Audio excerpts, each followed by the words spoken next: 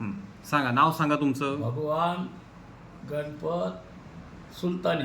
बर, कुठले राहणारे बाबा? थार. थार. बर, काय करता तुम्ही? मंदिरात सेवा करतो. बर बर. काय त्रास होता तुम्हाला?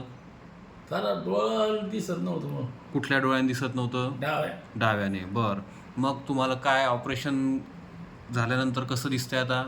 हो, आता दिसायला लागलं जरा. दिसायला चांगलं लागलंय. दिसतंय आता. बर, इतक्या दिवस ऑपरेशन कशामुळे टाळलं गेलं तुमचं?